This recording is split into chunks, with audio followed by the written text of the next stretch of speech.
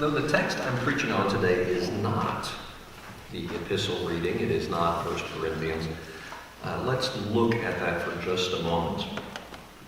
David, the next time we see Dick Webb, you can tell him that I preached 2 sermons today while he was gone. He can be excited about that. He gave me, Dick Webb's always the one that complains about the length of the sermon, and since they're in Mexico today, he told me I could preach as long as I want to. No, but what's important to me, and I think to us about 1 Corinthians, is the point that the apostle makes here that the church is a vibrant and vigorous place. And it's a place where no two people look alike and no two people are called to the same work, yet when God brings us all together, something wonderful happens. Now, as your priest, I take great delight in a lot of the things about St. Philip's. I love the climate and the culture here. I love the beauty of this church. I love our community. But most importantly, what brings me delight is you, and is being with you, and what happens when God brings us together. And this particular Sunday morning, you're going to hear puppies, or a puppy at least, which is fabulous. So many amazing things happening here, and I am just delighted by you all, by the things that are happening in all of our lives and what happens when we come together. All these different members of God's body from so many different places and backgrounds, doing so many different things that build up the kingdom. Oh my gosh, thank you all just for being you. How wonderful is that? Okay, so end of sermon number 1. On we go to the gospel reading for today, Luke chapter 4. And as so often happens, with our scripture readings, we don't have the time or the space to cover the whole thing, and so we just get a snippet. And today's snippet is a few verses in the middle of Luke chapter 4. And the key phrase for me in there is the first 4 or 5 words, Jesus filled with the power of the Spirit. Jesus filled with the power of the Spirit went out and did thus and such. This little passage is sandwiched between some pretty amazing stuff. For example, we looked 2 weeks ago when we were here. We weren't here last week because of the weather.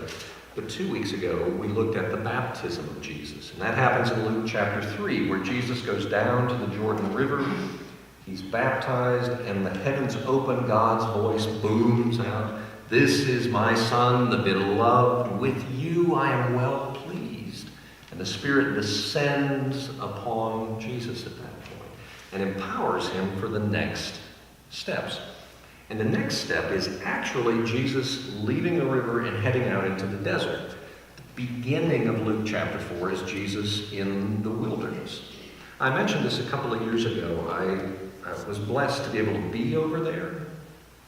And the wilderness is one of those places on the planet where if you go into it, you are unlikely to come out again. It is just desert. It's rock, it's sand, there's no cell reception, there are no people out there, there's no reason to be out there. You go to Jericho and you turn left, and there's just this empty, barren waste, and that's all it is. And Jesus went out into that to be apart from everyone, and you can understand why when you stand there and look at it and you say, yes, there's absolutely no earthly reason why anyone would go into that space. This big, open, empty, scary, deadly space. Yet Jesus goes out in there. Jesus, full of the Holy Spirit, was led into the wilderness where for 40 days he was tempted. And Jesus goes through this time of discernment and testing, this period of getting ready for public ministry. I am grateful, as someone who is in public ministry, that I did not have to go out into the desert and live there for 40 days. There probably wouldn't be any public ministry for me if I had done that. So Jesus is empowered to go out and be apart. And imagine for a moment being apart with all the stuff inside your own head and complete silence for 40 days. I don't like being alone with the stuff inside my head for 5 minutes. Right? I try and sit down every morning and pray and have some quiet time. And I do it, but it's not easy or comfortable. I can't imagine 40 days out there with just this talking at me. But yet Jesus was empowered to go out and face the demons and face what he had to face. And then he came back. And that's where we are today. Jesus, filled with the power of the Spirit, returned and began to teach and to heal. To teach and to heal. As we go past today's reading, we find throughout the rest of chapter 4 deeds of power, people that are afflicted with illnesses, diseases, at that time what they called demon possession, which may or may not have been that. It may have been the real thing. It may have been psychiatric illnesses. We have no idea. But whatever it was tormenting people mercilessly. They could not get relief, and Jesus healed them. So Jesus, filled with the power of the Spirit, went among folks, healing, teaching, reassuring, and granting peace.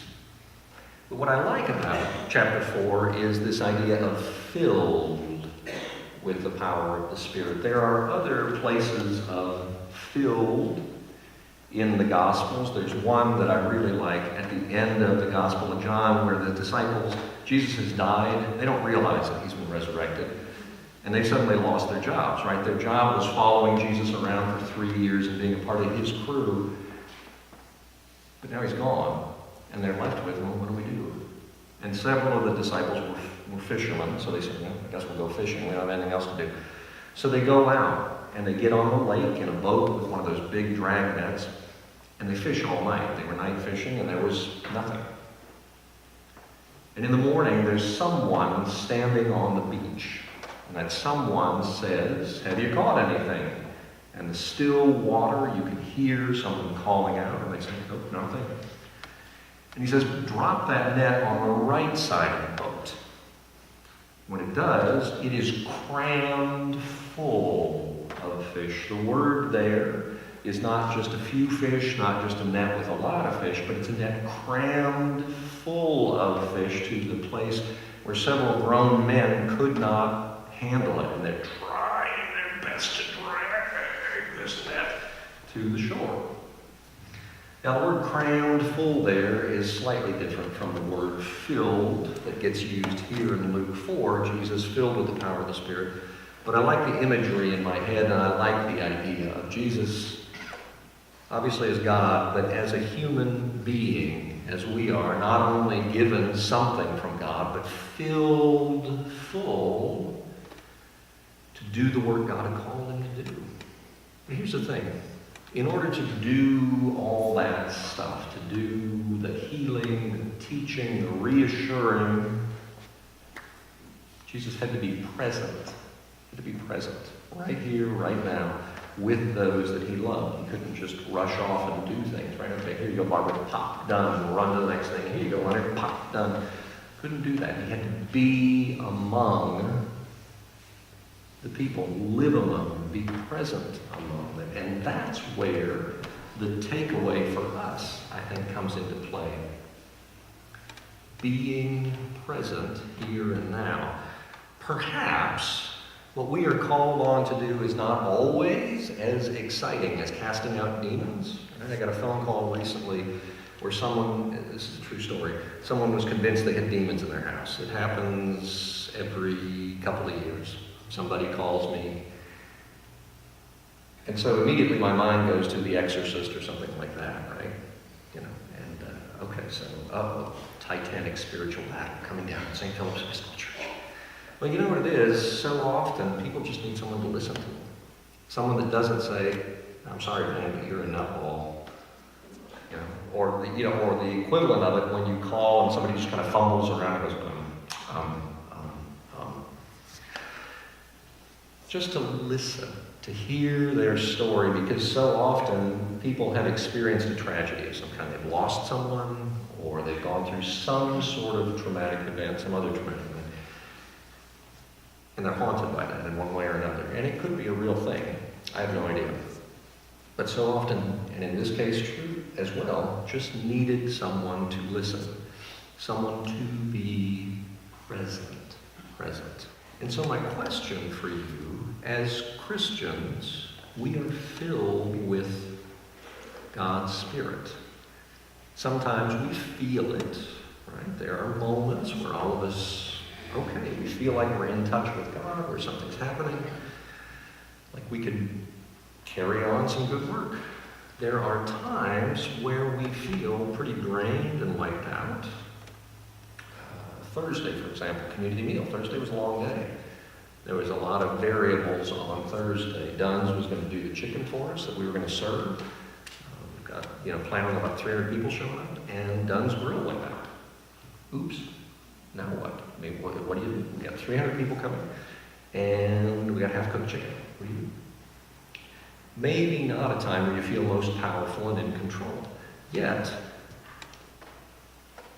the work happened.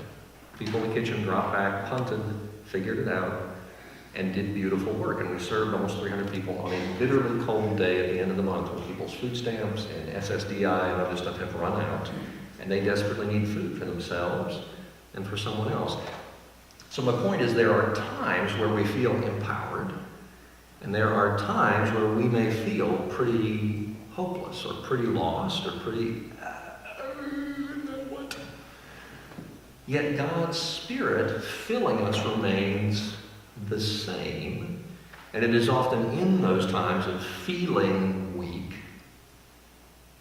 that we do some of our best work. Those are the times when we get out of our own way. I go through that all the time.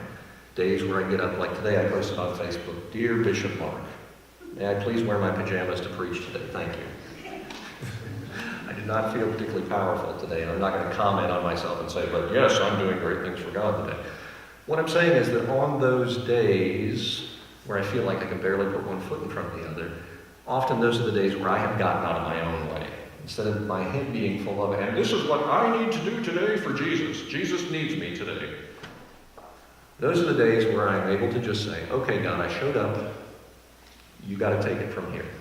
And God faithfully does it. Whatever it is, the work that God has for me to do, God just carries it out. And I'm out of the way. As I said at the beginning, when I was talking about our epistle reading for today, our reading from 1 Corinthians, you all are a tremendous blessing to me, to this community. I hear about you all the time. I hear about the work you're doing, and I witness it all the time. Some of it I know about, obviously a lot of it I don't, because we all live private, separate lives. You are being used of God just as you are, because you are filled with God's Spirit for the work that God has laid out for you individually, whether it is teaching 13-year-olds. How in the world do you do that? I don't know, but you're pretty awesome. Or spending hours and hours editing video. How do you do that? That's amazing. Editing and creating sound and music. Marriage, being married for years and years and years, right? Caring for one another. The amazing things that all of you do, filled with the power of the Spirit. Know that you are used mightily of God, whether you see it or not, whether you feel it or not. When you do, celebrate it. Yes, I feel good. By the power of the Spirit. Celebrate it when it happens. But know that whether you feel it or not, it's going on. You are doing